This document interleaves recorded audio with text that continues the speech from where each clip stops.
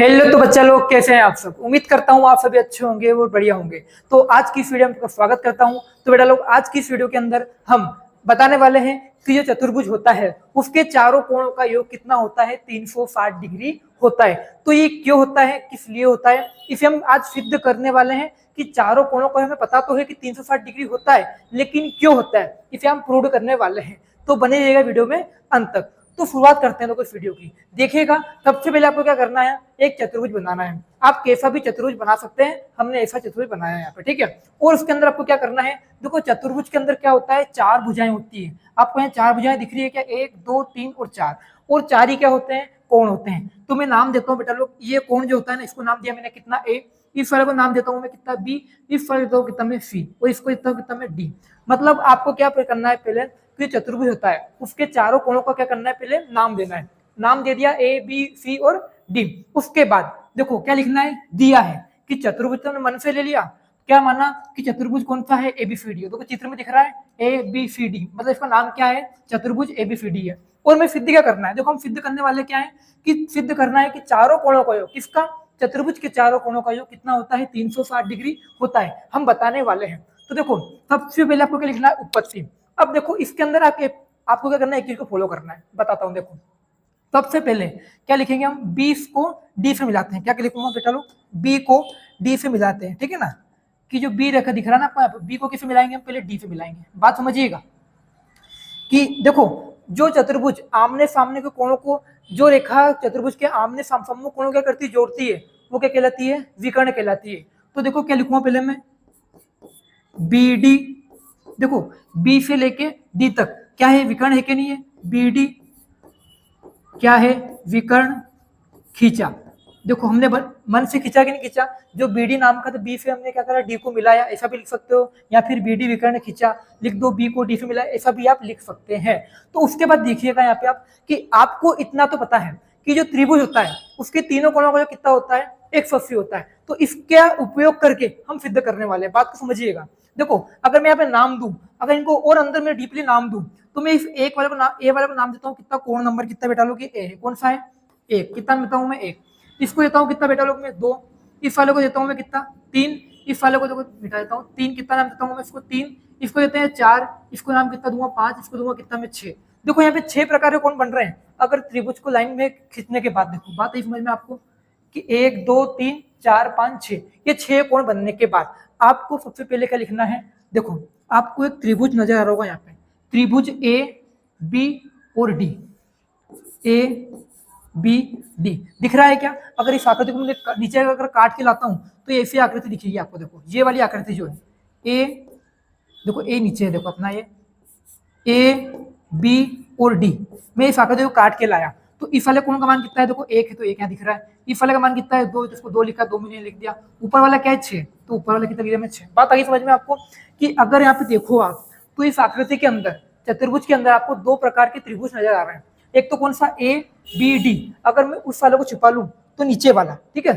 तो त्रिभुज A B D में, आप सी लिख रखा है ए बी डी में। अब क्या करना है, हमें पता है कि त्रिभुज की तीनों कोणों का कितना रहता है, 180 डिग्री रहता है। तो देखो ए का मान कितना है यहाँ पे, 1 है, तो कोण 1 प्लस बी का मान देखो कितना है यहाँ पे, 2 है, तो कोण 2 प्लस डी का मान कितना है, 6, तो कोण 6 कितना।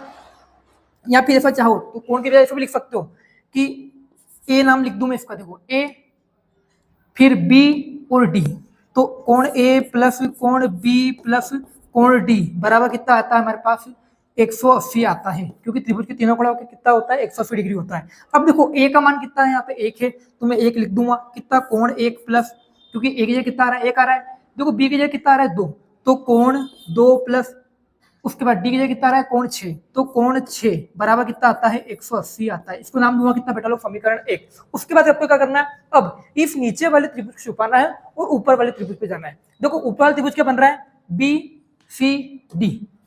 बात समझिएगा, त्रिभुज बी सी डी में फिर से देखो कि बी सी और डी, कोण बी प्लस कोण सी प्लस कोण डी बराबर कितना आएगा बेटा लोग, 180 आएगा। अब हम नीचे वाले त्रिभुज को भूल चुके हैं। अब बी का मान कितना लेंगे हम, यहाँ पे 3 लेंगे, क्यों? क्योंकि हम ऊपर वाला त्रिभुज ले रहे हैं, ठीक है। तो क्या करेंगे यहाँ पे बी की जगह कितना आएगा कोण नंबर 3, तो कोण नंबर कितना 3 प्लस, देखो सी का मान कितना है यहाँ पे 4, तो कोण 4 प्लस, अब डी का मान कितना आएगा बेटा लोग 6 की नहीं आएगा, क्या आएगा 5 आएगा, क्योंकि ऊपर वाला त्रिभुज ले रहे हैं। कितना लिख दूंगा कोण 5 बराबर कितना आएगा 180 डिग्री, ठीक है। इसको नाम देता हूं मैं बेटा लोग कितना समीकरण नंबर 2। अब आपको क्या करना है कि समीकरण 1 जो थी उसमें क्या करना है 2 को जोड़ना है। अब जोड़ते कैसे हैं कि बराबर के उधर वाले उधर जुड़ जाते हैं और बराबर के उधर वाले इधर जुड़ जाते हैं। देखो बात बताता हूँ, बीच में क्या लगाना है बराबर लगाना है। अब देखो बराबर के इधर क्या आ रहा है 1 2 6, लिख दो पहले कोण 1 प्लस 2 प्लस 6, उसके बाद इधर वाला क्या है हम एक के अंदर क्या करना है 2 को जोड़ना है। अब 2 पे आते हैं, 2 में क्या है कोण 3 प्लस कोण 4 प्लस कोण 5, ठीक है बराबर हमने इधर का हिस्सा लिया और इधर का हिस्सा लिया, दोनों क्या करा जोड़ा, तो 1 2 6 तो कहां से आए 1 से, और 3 4 5 कहां से आए समीकरण 2 से। अब देखो समीकरण 1 में बराबर के उधर क्या था 180 डिग्री, तो मैं 180 लिख दूंगा, प्लस उधर भी क्या है 180, तो 180 इधर भी मैंने लिख दिया, ठीक है। बीच में क्या लग रहा है अपना जोड़ लग रहा है, ठीक है ना, प्लस का 180 डिग्री। अब देखो क्या मैं यहाँ पे इस एक को फिर से नाम दे सकता हूँ क्या, क्योंकि एक का मतलब ही कितना है बेटा लोग ए है, तो कितना लिख दूंगा मैं ए लिख दूंगा, ठीक है। अब देखो अगर मैं बात करता हूँ 2 की और किसकी 3 की, बात समझिएगा।